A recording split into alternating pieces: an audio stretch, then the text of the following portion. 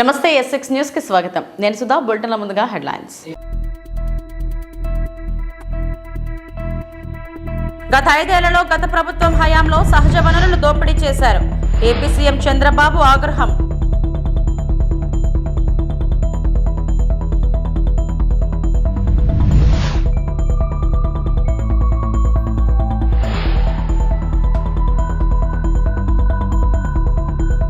గతంలో రోడ్డుపైకి రావాలంటే భయమేసే పరిస్థితి ఉండేదన్న ఆంధ్రప్రదేశ్ ముఖ్యమంత్రి పవన్ కళ్యాణ్.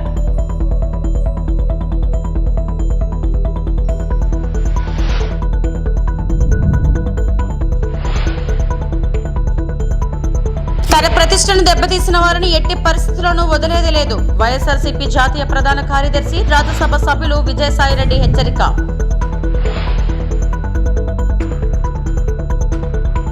గత 5 ఏళ్లలో గత ప్రభుత్వం హయాంలో సహజ వనరులు దోపిడీ చేశారని ఏపీ సీఎం చంద్రబాబు ఆగ్రహం వ్యక్తం చేశారు. అడవులను కూడా ధ్వంసం చేశారని, భూములు, ఖనిజాలు, అటవీ సంపదను దోచేశారని ధ్వజమెత్తారు. కొత్త విధానం ఏర్పాటు చేసుకుని మరీ దోపిడీ చేశారన్న చంద్రబాబు ల్యాండ్ టైటిలింగ్ చట్టం పేరుతో భూదోపిడీకి కుట్ర పన్నారని ఆరోపించారు. రాష్ట్రంలో వైఎస్ఆర్సీపీ హయాంలో జరిగిన సహజ వనరుల దోపిడీపై నేడు శ్వేతపత్రం విడుదల చేశారు. వైఎస్ఆర్సీపీ హయాంలో జరిగిన సహజ వనరుల దోపిడీపై ఆంధ్రప్రదేశ్ ముఖ్యమంత్రి చంద్రబాబు ఆగ్రహం వ్యక్తం చేశారు. గత ప్రభుత్వంలో జరిగిన సహజ వనరుల దోపిడీపై సచివాలయంలో సీఎం చంద్రబాబు నాయుడు శ్వేతపత్రం విడుదల చేశారు. భూములు, ఖనిజాలు, అటవీ సంపదను దోచేశారని, కొత్త విధానం ఏర్పాటు చేసుకుని మరీ దోపిడీకి పాల్పడ్డారని అన్నారు. పర్యావరణాన్ని పరిరక్షిస్తూ ముందుకు పోతారు. అలాంటి చూస్తే అడవులను కూడా ఇష్టానుసారంగా నిర్వీర్యం చేసే పరిస్థితికి వచ్చారు. ఎక్కడికక్కడ అడవులను కూడా ధ్వంసం చేసే పరిస్థితికి వచ్చారు. ఇవన్నీ కూడా బ్రాడ్గా మాకొచ్చిన సమాచారం. అది కూడా ప్రజలందరికీ విజ్ఞప్తి చేస్తున్నా. రికార్డులు అన్నీ ఉండవు, కొంతవరకే వచ్చాయి. వాస్తవంగా దీనికంటే కొన్ని రెట్లు, ఎన్ని రెట్లను కూడా చెప్పలేను. డబుల్ ఉన్నాయా, త్రిబుల్ ఉన్నాయా, 4 టైమ్స్ ఉన్నాయా, వాస్తవాలు అక్కడి నుంచి వస్తే తప్ప మనం అన్ని కూడా వాస్తవాలను ఎస్టాబ్లిష్ చేసే పరిస్థితులు లేవు. అది నేను అప్పీల్ కూడా చేస్తాను పబ్లిక్కి. వారు అప్పీల్ చేసిన తర్వాత ఏం చేయాలని నిర్ణయిస్తాం. నెక్స్ట్, ఇక్కడ ల్యాండ్, భూములు, అదే మరిగా మైన్స్, మినరల్స్, అదే మరిగా అటవీ సంపద, ఈ 3 విషయాలు కూడా కూలంకుషంగా ఈరోజు మనం చర్చిస్తున్నాం. గతంలో రోడ్డుపైకి రావాలంటే భయమేసే పరిస్థితి ఉండేదని ఆంధ్రప్రదేశ్ ఉప ముఖ్యమంత్రి పవన్ కళ్యాణ్ అన్నారు. సోషల్ మీడియాలో పోస్ట్ పెట్టాలంటే భయంగా ఉండేదని, ఇంట్లో వాళ్లపై కూడా దుర్భాషలాడిన పరిస్థితిని చూశామని చెప్పారు. పార్లమెంట్ సభ్యుడిని బంధించి కొట్టించిన తీరును చూస్తున్నట్లు పేర్కొన్నారు. సుదీర్ఘ అనుభవం, సీఎంగా పనిచేసిన చంద్రబాబును కూడా జైలులో పెట్టారని తెలిపారు. మంగళగిరిలో ఏర్పాటు చేసిన జనసేన సమావేశంలో ఆయన పాల్గొని మాట్లాడారు. అంతకుముందు పవన్ కళ్యాణ్ పార్టీ తరపున గెలిచిన ఎమ్మెల్యేలు, ఎంపీలు, ఎమ్మెల్సీలను సన్మానించారు. ఈ సందర్భంగా ప్రజాప్రతినిధులకు బొకేల స్థానంలో ఆయన కూరగాయల బుట్ట అందజేశారు. అడ్డగోలుగా ఇసుక దోపిడీ, భూ కుంభకోణాలు చూశామని పవన్ పేర్కొన్నారు. 5 కోట్ల మంది ఒక్కటై అరాచక ప్రభుత్వానికి బుద్ధి చెప్పారని తెలిపారు. జనసేన తరపున పోటీ చేసిన మొత్తం 21 మందిని గెలిపించారని, పోటీ చేసిన చోటే కాకుండా చెయ్యని చోట్ల వేరే మహిళలు, జన సైనికులు తీవ్రంగా పోరాడారని వ్యాఖ్యానించారు. మనం తిన్న దెబ్బలు కానీ ఇంకెవరన్నా తగిలిండుంటే కనీసం ఒక పక్షం రోజులు కూడా నడిపేవారా అని అనిపిస్తుంది. మీరు చూశారు, ఒక రాష్ట్రానికి ముఖ్యమంత్రిగా చేసిన వ్యక్తి ఓడిపోగానే అసెంబ్లీలు కూడా లేకుండా వెళ్ళిపోయారు. ఓటమి అంత భయపడద్దు మనిషిని. అలాంటిది మనకింత జనబలం ఉండి ఒక్క సీటు కూడా గెలుచుకోలేని పరిస్థితుల్లో ఏదో ఒకటి వస్తే ఆ వ్యక్తిని వాళ్ళు తీసుకెళ్ళిపోయి అలాంటి పార్టీకి 100% మనం స్ట్రైకింగ్ రేట్తో కొట్టడం చాలా చాలా అద్భుతమైన విషయం. 21 ఒకలా చూస్తే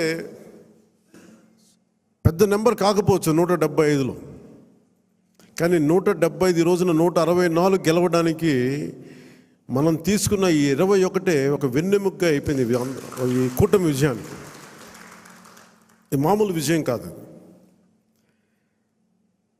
ఇది బయట మనం సభల్లో ఎక్కువ మనం ఊదరగొట్టుకోలేం, కానీ ఒకసారి మనం సాధించిన విజయం కూడా చెప్పడం చాలా అవసరం.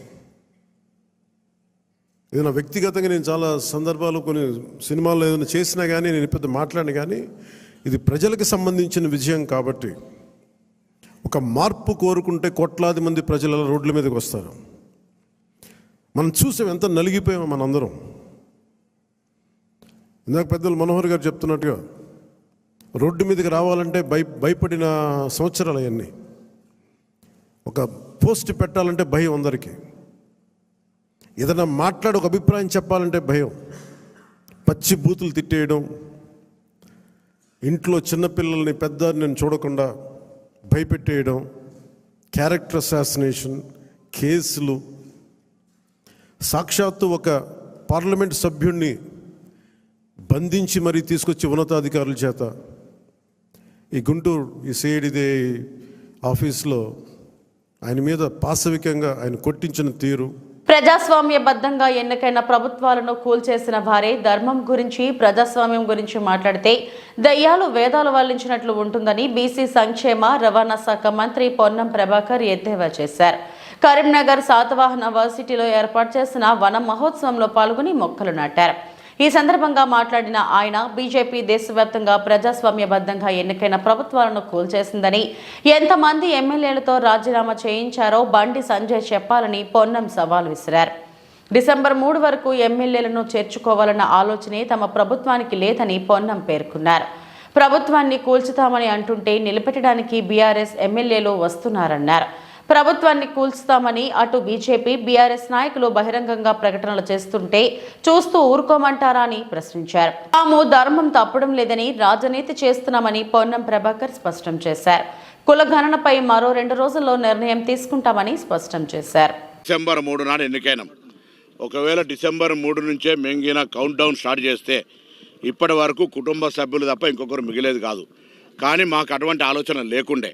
పార్టీ ఫిరాయింపులను ప్రోత్సహించాలనే ఆలోచన మాకు వ్యతిరేకం. కానీ రాజనీతిలో భాగంగా బీజేపీ, టీఆర్ఎస్ కలిపి మీరే ప్రత్యక్ష సాక్షులు, ప్రజలు ప్రత్యక్ష సాక్షులు. ఈ ప్రభుత్వాన్ని కూలగొడతాం, ఈ ప్రభుత్వం నిలవదు, ప్రభుత్వాన్ని విడగొడతాం, చెడగొడతాం అని చెప్తే మేమేం ప్రజలతో ఎన్నికైనటువంటి శాసనసభ్యులుగా, ప్రభుత్వాన్ని నడుపుకునేటువంటి సామర్థ్యం గల, శక్తి గల వాళ్ళంగా ప్రభుత్వాన్ని నిలబెడతామని వస్తున్నటువంటి శాసనసభ్యులు తీసుకుంటున్నాం. నీతి తప్పలేం. నీతి మీరు తప్పిర్రు.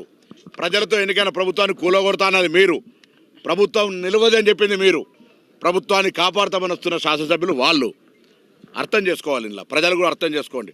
మేము ఎప్పుడన్నా డిసెంబర్ 3 తర్వాత మేము ఎవరైనా శాసనసభ్యుని తీసుకోవడానికి ఎక్కడైనా ప్రొవోక్ చేసినామా?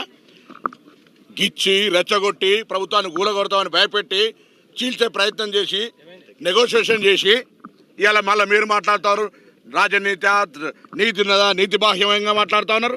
ఎవడు నీతి, ఎవడు రాజనీతి? మీరే కదా ప్రభుత్వాన్ని కూలగొడతా అన్నది.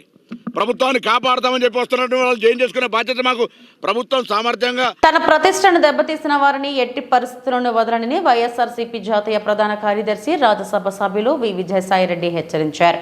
ఒక ఆదివాసీ మహిళా అధికారిని అవమానించారు. ఆమెతో నాకు సంబంధం అంటగట్టారు. ఎలాంటి ఆధారాలు లేని కథనాలు ప్రసారం చేశారు. అసత్య కథనాలు ప్రసారం చేసిన వారితో క్షమాపణలు చెప్పిస్తానని మండిపడ్డారు. కూటమి రాక్షస పాలనను ప్రజలు గమనిస్తున్నారని, తాటాకు చప్పళ్లకు తాను భయపడేవాడిని కాదని అన్నారు. ఇవాళ విశాఖపట్నంలో నిర్వహించిన మీడియా సమావేశంలో విజయసాయిరెడ్డి మాట్లాడారు. ఏ ప్రభుత్వం అధికారంలో ఉన్నా భయపడే ప్రసక్తి లేదన్నారు. 5 ఏళ్ల తర్వాత వైఎస్ఆర్సీపీ తిరిగి అధికారంలోకి రావడం ఖాయమన్నారు. తోక ఆడించే వారి తోకలను తాము వచ్చాక కత్తిరిస్తామని హెచ్చరించారు. చిన్న కుటుంబం నుంచి వచ్చి కష్టపడి ఎదిగాను. బ్లాక్మెయిల్ చేసి డబ్బు వసూలు చేసే వ్యక్తిని కాదు. రాధాకృష్ణ, బిఆర్ నాయుడు, వంశీకృష్ణ మాదిరి వ్యక్తిని కాదు. అన్ని హక్కుల కమిషన్లకు ఫిర్యాదు చేస్తా. మహాన్యూస్ వంశీకృష్ణను వదలను. పార్లమెంట్లో ప్రైవేట్ మెంబర్ బిల్లు ప్రవేశపెడతా. ప్రివిలేజ్ మోషన్ మూవ్ చేస్తా అని విజయసాయిరెడ్డి ఫైర్ అయ్యారు. చాలా మంది మా పార్టీలో ఉండే వాళ్ళు కూడా నా పైన ఆరోపణలు చేశారు. తెలుగుదేశం వాళ్ళతో కుమ్మక్కై. నేను అవన్నీ బాధపడలేదు. నేను అవన్నీ కూడా లెక్క చేయట్లేదు. ఇదంతా కూడా ఈ కుట్రలన్నిటికీ కూడా అందరూ చాలామంది కలిసి కుట్ర చేసి, కానీ నా వ్యక్తిత్వం ఏందనేటటువంటిది నాకు తెలుసు. చాలా కింద స్థాయి నుంచి ఒక 8 ఎకరాలు ఉన్నటువంటి ఆ భూస్వామిగా మా తండ్రి గారికి 2 కొడుకులు. మా అన్న ఇంజనీర్ చదివాడు, నేను చార్టెడ్ అకౌంటెన్సీ కోర్స్ చదివా. ఆ 8 ఎకరాల పొలంలో ఉండేటటువంటి పొలంతో ఫలసాయంతో కింద అట్టడుగు నుంచి పైకి వచ్చినటువంటి వాళ్ళం. కష్టాలంటే ఏందో తెలుసు. వ్యవసాయ కుటుంబం. మేము ఏ రాధాకృష్ణ లాగనో, ఏ బిఆర్ నాయుడు లాగనో, లేకుంటే ఏ వంశీకృష్ణ లాగనో, వంశీకృష్ణ కథ నాకు తెలుసు, ఆయన చరిత్ర ఏందనేది, వీళ్ళందరి చరిత్ర కూడా నాకు తెలుసు. వాళ్ళలాగా సిల్వర్ స్పూన్తోనో లేకుంటే ఆ బ్లాక్మెయిల్ చేసి డబ్బులు సంపాదించేటటువంటి మనిషి కాదు సాయిరెడ్డి అనేటటువంటి వ్యక్తి. ఆ దేవదేవులైనటువంటి ఆ వెంకటేశ్వర స్వామి సాక్షిగా చెప్తా ఉన్నా, సాయిరెడ్డి తప్పు చెయ్యడు అంటే తప్పు చెయ్యడు. తప్పు చేస్తే ఆ దేవదేవులైనటువంటి ఆ వెంకటేశ్వర స్వామి శిక్షిస్తాడు. రాధాకృష్ణ కాదు, బిఆర్ నాయుడు కాదు, వీడు వంశీకృష్ణ కాదు. నేను ఒక్కటే చెప్తా ఉన్నా,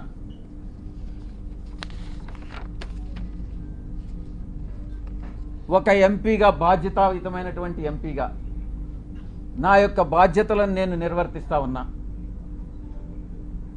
ఆ క్రమంలో సమాజాన్ని, అంతరాలు లేనటువంటి సమాజాన్ని తీర్చిదిద్దేదానికి నా వంతు కృషి నేను చేస్తా ఉన్నా. బరి తెగించి హద్దులు మీరి ఇష్టానుసారంగా ఆధారాలు లేకుండా నిరాధారమైనటువంటి ఆరోపణలు ఒక ఆదివాసీ స్త్రీతో సంబంధం ఉన్నట్టుగా మీరు చెప్పి ఈరోజు అదే ఆధారాలు మీరు ఎవరెవరికి సబ్మిట్ చేయాల్సి ఉంటుంది అన్నటువంటి విషయాన్ని నేను రాబోయేటటువంటి నా యొక్క ప్రెస్ కాన్ఫరెన్స్లో నేను ఎక్స్ప్లెయిన్ చేస్తాను. ఈ కుట్ర కుతంత్రాల వెనక ఎవరున్నారు అనే విషయాన్ని నేను ప్రశ్నిస్తా ఉన్నా.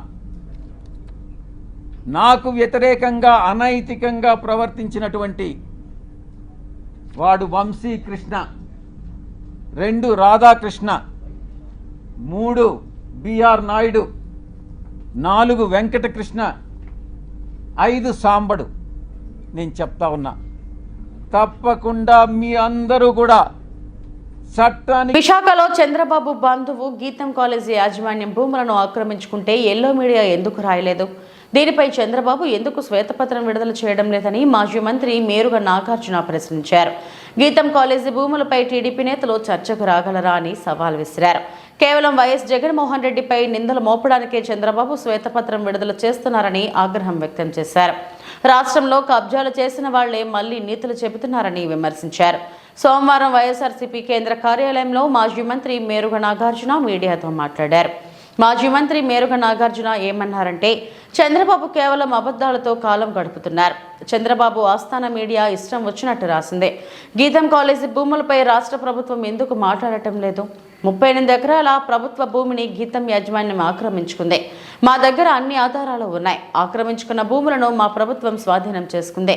కేవలం వైఎస్ జగన్పై నిందలు వేయడానికే చంద్రబాబు శ్వేతపత్రం విడుదల చేస్తున్నారు. అవినీతిపై ఒక్క ఆధారం కూడా చూపించలేకపోయారు అంటూ ఘాటు వ్యాఖ్యలు చేశారు. భూముల మీద, సహజ వనరుల మీద, గృహ నిర్మాణం మీద, ల్యాండ్ టైటిలింగ్ మీద చాలా విషయాలు డిస్కస్ చేశారు. ఉదాహరణకి దసపల్లా భూములు, విశాఖపట్నంలో దసపల్లా భూములు చంద్రబాబు నాయుడు గారి ఆస్థాన మీడియా ఆయన నిరంతరము దుష్ప్రచారం చేసి దసపల్లా భూములు ఏయో జరిగినాయి అని చెప్తా ఉన్నారు. దసపల్లా భూములు ప్రభుత్వానికి కావని కోర్టులో చెప్పినాయి, సుప్రీంకోర్టే చెప్పింది. ఆ వ్యవహారంలో డెసిషన్ త్వరగా తీసుకొని కోర్టుకు సమర్పించాలని హైకోర్టు క్లియర్గా దాన్ని యాజ్ ఇట్ ఈజ్గా ఇంప్లిమెంట్ చేయమని చెప్తే దసపల్లా భూముల వ్యవహారం నిజంగా 2015లో తెలుగుదేశం పార్టీ హయాంలోనే సుప్రీంకోర్టు ఆనాడి అడ్వకేట్ జనరల్ వేణుగోపాల్ గారు రాష్ట్ర ప్రభుత్వానికి కూడా చాలా సూచనలు కూడా చేశారు. అది మర్చిపోతూ ఉన్నారు. వాటిని చంద్రబాబు గారు దాటవేస్తూ ఉన్నారు. ఈ భూముల విషయంలో దరిదాపు 64 మంది యజమానులు వచ్చి, అయ్యా ఆ భూములు ప్రభుత్వానికి కాదు మాయి, మేము కావాలని ఇచ్చామని చెప్పి ఆనాడు అన్ని పత్రికల్లో వచ్చిన విషయాన్ని మర్చిపోతూ ఉన్నారు. అయినా చంద్రబాబు గారు ఆరోపణలు చేస్తానే ఉన్నాడు. దారుణం ఏంటంటే కేవలం అబద్ధాలతో కాలం గడుపుతూ వాళ్ళ ప్రయత్నాలను కొనసాగిస్తూ ఉన్నారు. తప్పుడు రాతలు రాయటం, వాళ్ళ ఆస్థాన మీడియాతో మాట్లాడటం. నేను చెప్తా ఉన్నా, మీ పార్టీ ఆఫీస్ కూడా మీ హయాంలో తాత్కాలికంగా కట్టమని, తర్వాత వచ్చినటువంటి ఎవరి భూమి ఉందో ఎవరికి సంబంధించినటువంటి ఆ యజమానురాలు కూడా మాది భూమి అని చెప్పినటువంటి విషయాన్ని చంద్రబాబు గారు మర్చిపోతూ ఉన్నారు. ఈరోజు చూస్తూ ఉన్నాం భూ కబ్జాలని. నేను అడుగుతా ఉన్నా చంద్రబాబు నాయుడు గారిని, అయ్యా మీరు అధికారంలో ఉన్నప్పుడు మీ బంధు ఆనాడు ఆయన పార్లమెంట్ సభ్యులుగా ఉన్నారు ఎంవిఎస్ మూర్తి గారు, గీతం కాలేజీలో భూములు, ప్రభుత్వ భూములు దరిదాపు 38 ఎకరాల పైబడి అన్యాక్రాంతంగా ఆక్రమించుకున్నారని చెబితే నువ్వు నోరు మెదపలేకపోయారు. మీ పత్రికలు ఎక్కడా రాయలా.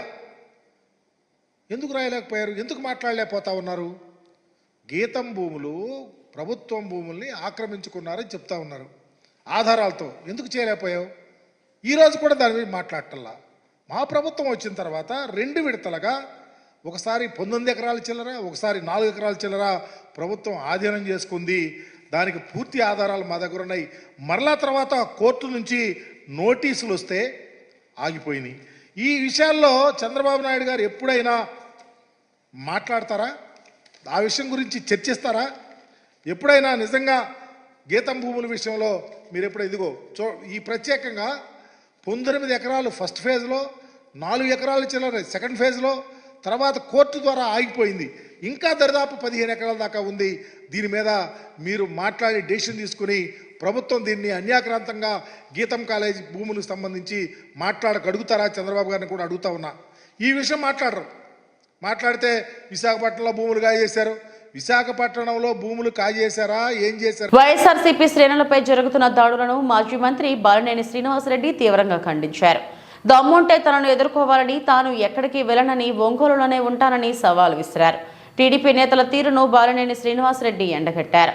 ఆయన మీడియాతో మాట్లాడారు. వాళ్ళ దగ్గర డబ్బులు గుంజేదానికి ప్రయత్నం చేస్తున్నావు. నేను ఊరుకోను, నీ అవినీతిని ఇంకో ఊరుకోను. రోజు బయట పెడతా, నీ వ్యవహారాన్ని బయట పెడతా. నేను జనసేన పోతా అని చెప్పి రియాజ్ చేత మాట్లాడిస్తావు.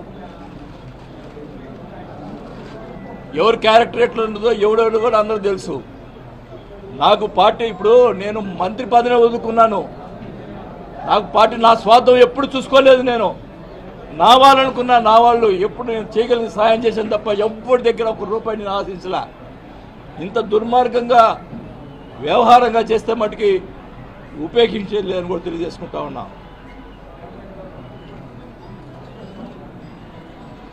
మీరు ఏం చేస్తారు? ఎందుకు నోటీస్ ఇచ్చారు? వాళ్ళు డబ్బులు ఎందుకు వసూలు చేస్తారు? అధికారులు ఫోన్ చేసి చెప్తున్నారు, ఏం సార్ ఇది, మీరున్నప్పుడు ఒక్కరు కూడా మాట్లాడారు. ఫోన్ చేసి బెదిరిస్తున్నారంట. ఒక మైనింగ్ అధికారిని బెదిరిస్తాడు ఒక ఆయన, చోటా నాయకులు. ఈ బెదిరింటి ఏందో, ఈ అధికారులు ఏందో. కానీ పాపం ఎంప్లాయీస్ కూడా పాపం ఓట్లు వేశారు కదా, వాళ్ళకి జరగాలి కదా అట్లా. మరి మేము ఏం చేశామో వాళ్ళు ఏం చేస్తున్నారో అర్థమవుతుంది. కానీ ఒకటే చెప్తున్నా, నీకు అధికారం ఇచ్చారు, మేము చేయగలిగిన పనులు చేశాం. మంచినీటికి సంబంధించి 339 కోట్లు తీసుకొచ్చాం. అంతా రెడీ అయింది, టెండర్ అయింది. దాని నుంచి ఇవయ్యా మంచినీళ్ళు ఇప్పించవయ్యా జనాలకి. ఇచ్చి నీ పని చెయ్యి. వాడిని కొట్టు, వీడిని కొట్టిన తర్వాత ఏమన్నా అడిగితే నాకేం తెలియదు. ఏంది ఇది? మనుషులు కొట్టేది ఏంది? ఏముంది? రేపు నేను కూడా డైరెక్ట్గా అటాక్ ఇస్తా. కాకపోతే కేసులు పెడతారు, లోపల వేస్తారు. ఏమవుతుంది? 2 రోజులు బయటకు వస్తా. మా వాళ్ళు కూడా రెడీగా ఉన్నారు.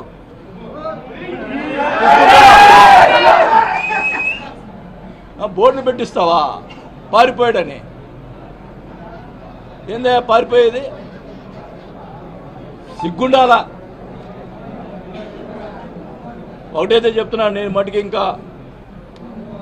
నాకు ఇంకా 1-2 నెలలు నా పనులు నేను చూసుకుంటా. ఎందుకంటే ఎలక్షన్లో నాకు కొన్ని అప్పులైనాయి, అవి తీర్చుకోవాలా. నీలాగా అప్పులు ఎగ్గొట్టేవాడిని కాదు నేను, వాళ్ళు బెదిరించేవాడిని కాదు. వాళ్ళకి నెలలో అన్నీ ఎవరైతే నేను అప్పులు చేస్తున్నానో వాళ్ళందరికీ డబ్బులు ఇచ్చేసి ప్రశాంతంగా వచ్చి ఒంగోలులో కూర్చొని నా కార్యక్రమం నా మనుషులకి నా వాళ్ళకి అందరు కూడా నేను న్యాయం చేసేదానికే ప్రయత్నం చేస్తాను తప్ప నేను పారిపోను. నేను ఎలక్షన్ రాజకీయాలు వద్దనుకున్నా, కానీ ఈరోజు ఖచ్చితంగా ఉంటారు రేపు ఎలక్షన్. అనకాపల్లి జిల్లా మాడుగుల మండలం కేజేపురం గ్రామంలో దారుణ ఘటన చోటు చేసుకుంది. మందడి కాలువ తగాదాలో సూరిబాబుని అదే గ్రామానికి చెందిన నర్సింగరావు కత్తితో మెడపై నరకడంతో సూరిబాబు అక్కడికక్కడే మృతి చెందాడు. సమాచారం అందిన పోలీసులు ఘటనా స్థలానికి చేరుకొని విచారణ చేస్తున్నారు. ముద్దాయి నర్సింగరావు పోలీస్ స్టేషన్లో లొంగిపోయాడు. సూరిశెట్టి సత్యనారాయణ ఒక పాక దగ్గరకు వచ్చి ఆయనపై తగువాడి చేయితో తోయడం జరిగింది. చేయితో తోసిన తర్వాత ఆయన పడిపోయారు. పడిపోగానే ఈ సూరిశెట్టి నరసింహమూర్తి అలియాస్ నరసింగరావు చేతిలో ఉన్న కత్తితో ఆయన యొక్క మెడపైన విచక్షణారహితంగా నరికి చంపడం జరిగింది. ఇదే విషయాన్ని ఆ పక్క కళ్ళాల్లో ఉన్న వాళ్ళు అరుపులు విని దగ్గరలో ఉన్న కళ్ళాల్లో ఉండేటువంటి మనుషులు రావడం జరిగింది. వాళ్ళని చూసి ఈ నేరం చేసినటువంటి సూరిశెట్టి నరసింహమూర్తి హత్య చేసినటువంటి సూరిశెట్టి నరసింహమూర్తి అక్కడి నుంచి పారిపోవడం జరిగింది. ఇదే విషయం పైన ఈ మృతుడైనటువంటి సూరిశెట్టి సూర్యనారాయణ యొక్క చిన్న అబ్బాయి సూరిశెట్టి వెంకటప్పారావు పోలీసుకు ఫిర్యాదు అవ్వడం జరిగింది. దీనిపైన విమాడుగుల పోలీస్ స్టేషన్లో హత్యానేరంగా కేసు నమోదు చేశాను. ఈరోజు ఇన్వెస్టిగేషన్లో భాగంగా శవానికి పంచనామా చేయించి డాక్టర్స్తో పిఎం చేయించి బాడీని హ్యాండ్ ఓవర్ చేయడం జరిగింది. తర్వాత ఈ నేరం చేసినటువంటి నేరస్తుడు ఆయన పట్టుకుంటారని తప్పించుకోవడం జరిగింది. ఈరోజు మాకు వచ్చినటువంటి సమాచారం పైన ఈరోజు సాయంత్రం అప్పలరాజపురం జంక్షన్ వద్ద ముద్దాయి అయినటువంటి సూరిశెట్టి నరసింహమూర్తిని పట్టుకొని అరెస్ట్ చేయడం కూడా జరిగింది. ఆయన్ని జ్యుడిషియల్ రిమాండ్ నిమిత్తం కోర్టులో హాజరుపరుస్తాము. 7/2024 సాయంత్రం సుమారు 6:15 టైం అప్పుడు కేజేపురం తాచేరు ఏటు ప్రక్కన ఉండేటువంటి కల్లాల దగ్గర సూరిశెట్టి సూర్యనారాయణ సూరిశెట్టి నరసింహమూర్తి పక్కనే వాళ్ళ యొక్క పశువులు కట్టుకునే పాకలు ఉండేటువంటి కల్లాలు ఉన్నాయి. అక్కడ గొడవ జరిగింది. ఈ గొడవకి కారణం సుమారు వారం రోజుల క్రితం ఇద్దరు పశువుల పాకలు పక్కనే ఉన్నాయి. ఈ 2 పశువుల పాకల పక్కెళ్ళి ఈ తాచేరు నదిలోకి వేస్ట్ వాటర్ వెళ్ళడానికి కాలువ ఉన్నది. ఆ కాలువని వెడల్పు చేసే క్రమంలో ఈ సూరిశెట్టి నరసింహమూర్తి అలియాస్ నరసింగరావు ఈ సూరిశెట్టి సూర్యనారాయణ గారి యొక్క కలం దెబ్బ వైపు ఉండేటువంటి మట్టి తొలగించడం జరిగింది. అదే విషయం పైన వారం రోజుల ముందు తగ్గువైంది. దానిపైన పలుమార్లు చేలో ఎదురైనట్టు ఇద్దరికి ఒకరి మధ్య ఒక తగాదాలు జరుగుతున్నాయి. ఇదే విషయం ఔషధ గుణాలు కలిగిన మొక్కలు నాటి పెంచుదాం. ఔషధ గుణాలు కలిగిన మొక్కలు నాటి పెంచుదామని views NGO executive director S Bhimrao కోరారు. ఈ మేరకు మంగళవారం ఉదయం సమతా డిగ్రీ కళాశాలలో ఔషధ గుణాలు కలిగిన మొక్కలు నాటిన అనంతరం ఆయన మాట్లాడారు. తమ సంస్థ ఆస్ట్రేలియన్ ఎంబసీ సహాయంతో పనిచేస్తుందన్నారు. భవిష్యత్ తరాల కోసం సామాజిక వనాలు పెంచుదామన్నారు. జీవన వైద్య పరిరక్షణ ప్రతి ఒక్కరి బాధ్యతగా భావించి కృషి చేయాలని కోరారు. శీతోష్ణస్థితి వేడెక్కకుండా కృషి చేయడానికి విద్యార్థులు కృషి చేయవలసిన అవసరం ఉందన్నారు. సమంత కళాశాల డైరెక్టర్ శ్రీనివాస్ మాట్లాడుతూ తమ విద్యా సంస్థలో ఔషధ వనాన్ని అభివృద్ధి చేస్తున్నామన్నారు. భూగర్భ జలాలు పెంపొందించేందుకు కృషి చేద్దాం. ప్రతి విద్యార్థి కనీసం 10 మొక్కలు నాటి పెంచాలని కోరారు. సమస్త జీవరాశిని కాపాడుకునేందుకు పర్యావరణ హితంగా జీవించడానికి ప్రతి విద్యార్థి కృషి చేయాలన్నారు. కార్యక్రమంలో టీచింగ్ ఫ్యాకల్టీ రాజా ప్రవీణ మాట్లాడుతూ తూర్పు కనుమలలో లభ్యమయ్యే అన్ని ఔషధ మొక్కలు సేకరించి పెంచడానికి కృషి చేస్తున్నామన్నారు. 40% నుండి 80% ప్రాణవాయువు ఇచ్చే సముద్రాల పరిరక్షణ అందరి బాధ్యత అన్నారు. తాము విద్యార్థులకు పర్యావరణ పరిరక్షణ అంశాల మీద అవగాహన కార్యక్రమాలు నిరంతరం నిర్వహిస్తున్నామన్నారు. కార్యక్రమంలో సంస్థ టీచింగ్ ఫ్యాకల్టీ సభ్యులు, విద్యార్థులు, వ్యూస్ సంస్థ coordinator J Rajeshwari, green climate team NGO వ్యవస్థాపక కార్యదర్శి జేవి రత్నం తదితరులు పాల్గొన్నారు. Extending their help in providing us with a good number of medicinal plants. And you know very well nowadays all the people are getting more and more aware on their health, right? So even this medicinal plants also are very useful for those people. So with this for information, I would like to thank the people for giving this opportunity. నమస్కారం. ఈరోజు మా Samata botanical గార్డెన్లో మేము పెంచుతున్న ఈ medicinal ప్లాంట్స్తో పాటు మరికొన్ని ప్లాంట్స్ని పెంచడానికి ఈరోజు వ్యూస్ సంస్థ వారు మాకు సహాయం చేసినందుకు చాలా సంతోషంగా ఉంది. సో మెడిసినల్ గార్డెన్ మనం అనుకుంటాం అందరం ఎంతో ఎఫర్ట్స్ పెడితే కానీ పెంచలేము అని చెప్పి, కానీ మనం ప్లాన్ చేసుకుంటే కొంచెం ప్లేస్లో కూడా పెంచొచ్చు. మేము పెంచుతున్న ఈ మొక్కలు ఇంచుమించు ఒక 30-40 వెరైటీస్ వరకు తక్కువ ప్లేస్లో పెంచుతున్నాం. ఒకప్పుడు ఇది ఖాళీగా ఉన్న ఈ ల్యాండ్ని మాకు 23 పాస్డ్ అవుట్ బిఎన్సి బ్యాచ్ పిల్లలు డెవలప్ చేసి పెట్టారు. తర్వాత ఇప్పుడున్న ఈ పిల్లలందరూ కూడా దీన్ని సంరక్షిస్తున్నారు. సో అలా మనం కొంచెం టైం తీసుకొని వెచ్చించగలిగితే, కొంచెం ప్లేస్ కనుక దానికోసం పెట్టగలిగితే చాలా విలువైన మొక్కల్ని మనం పెంచవచ్చు. ప్రతి దానికి మెడిసిన్ మనకు ప్లాంట్స్ నుంచో దొరుకుతుంది. అలాగే మనకు ప్రతి జబ్బులకి ఆహారం నుంచే మనం మెడిసిన్ తీసుకోవచ్చు. అలాంటి మొక్కల్ని మనం ఇక్కడే పెంచుతున్నాము. అలాగే ఆహారాన్ని పండించే కొన్ని మొక్కలు ఓన్లీ మందుకు మాత్రం ఉపయోగపడే మొక్కల్ని కూడా మనం ఈ గార్డెన్లో పెంచుతున్నాం. అలా ఇంకా ఎవరికైనా ఇంట్రెస్ట్ ఉన్నా కూడా ఇలాంటి కార్యక్రమాలు చేయడంలో మేము మా పిల్లలు కూడా సహాయం చేస్తాము. అలానే అందరూ కూడా ఇండివిజువల్ గా పెంచుకొని మన హెల్త్ ని మన చేతుల్లోకి తీసుకుంటే బాగుంటుందని నేను అనుకుంటున్నాను. ఈ రోజు వ్యూస్ మరియు సమత డిగ్రీ కాలేజీలో ఈ పిల్లలతో కలిసి ఈ యొక్క ప్లాంటేషన్ ప్రోగ్రామ్ చేస్తున్నాం. ఈ యొక్క ప్రోగ్రామ్ యొక్క ముఖ్య ఉద్దేశం ఏంటంటే విశాఖపట్నంలో ఉన్న యూత్ కి, ముఖ్యంగా యంగ్ స్టూడెంట్స్ కి క్లైమేట్ చేంజ్ మీద అవేర్నెస్ ను జనరేషన్ చేసి ప్రతి ఒక్క యూత్ కి క్లైమేట్ చేంజ్ మీద, ఈ యొక్క ఎన్విరాన్మెంట్ మీద ఏ విధంగా మేము ప్రొటెక్షన్ చేయాలి అన్న ఒక ఉద్దేశంతో వ్యూస్ సమత కాలేజ్ మరియు ఆస్ట్రేలియన్ ఎంబసీతో కలిసి ఒక 15 కాలేజు అండ్ హై స్కూల్ ఈ యొక్క ప్రోగ్రామ్ ఆరంభిస్తున్నాం. 750 పిల్లలతో కలిసి మేము క్లైమేట్ చేంజ్ మీద, ఎన్విరాన్మెంట్ మీద ఏ విధంగా ప్రొటెక్షన్ చేయాలి, ప్రతి ఒక్క స్టూడెంట్ బాధ్యత ఏంటి, చెట్లు ఏ విధంగా పెంచాలి, ప్రతి ఒక్క చెట్టు యొక్క విలువను మనం తెలుసుకొని భవిష్యత్తులో గ్రీన్ విశాఖపట్నంలో ఏ విధంగా స్థాపించాలనే ఉద్దేశంతో ఈ యొక్క ప్రోగ్రామ్ మేము ఆరంభించాం. సమత డిగ్రీ కాలేజ్కి స్టూడెంట్స్కి చాలా వందనాలు. ఈ వార్తలు ఇంతటితో సమాప్తం. నమస్తే.